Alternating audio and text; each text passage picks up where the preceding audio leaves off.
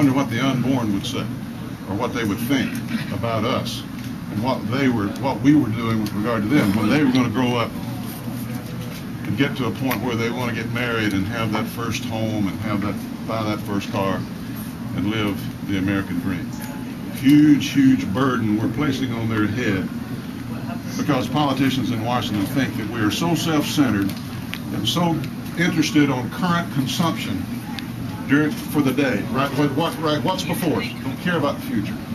That we don't face up to these issues. I think that we're better than that. We need to send the signal that we're better than that, and you can do that on election day by electing the president, not afraid to blow the whistle on that irresponsible conduct, and I'm that guy. Yeah.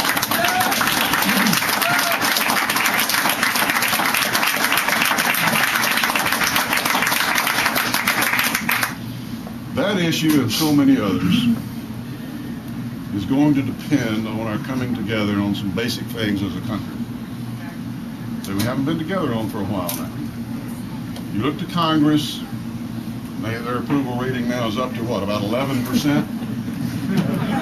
They deserve every percent of it, I want to tell you. Division over all things, large and small. Backbiting, confusion, calculating above all else what will put them in a competitively advantaged position for the next election. It's always an election year or a year before an election year. Ever think about that? Third of the Senate every 2 years and Congress every 2 years. So it's always an election year or the year before the election year. Most of the time and energy go to figuring out how you're going to capitalize on that, not the things we're talking about here today. We need to keep in mind it hasn't always been that way. Our country stepped up in times and come together and done the things necessary to address tough problems. Came out their other end stronger and wiser as a people and as a nation. We have a proud heritage in this country of honor and sacrifice for the greater good. Our country has spilt more blood for the liberty of other nations than any other nation in the history of the world. And I'm proud of that fact.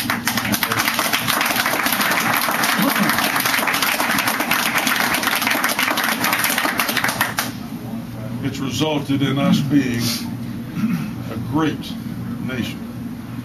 And that means that we've been blessed to be here.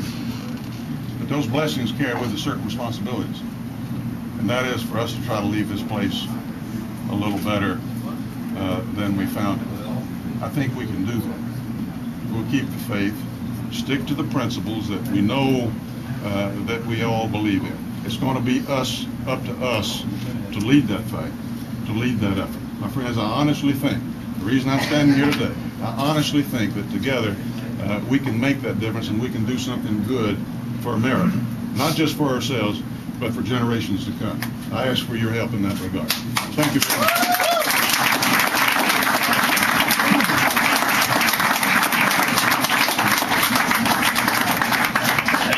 Excuse me, if I may, I see my friend John Rich is back there. You know, y'all big fans of Big and Rich? Well, that's Rich right there.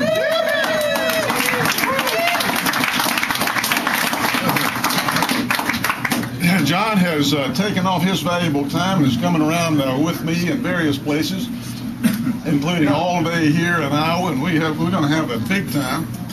And he's rich, and I'm going to play the part of Big today. So to tell you the truth, if I had my choice, I'd probably rather be rich than Big. But thank you for being here, John, and thank you for your friendship. Shall we talk about whatever you'd like to talk about? Let's open it up a little bit. Yes, sir.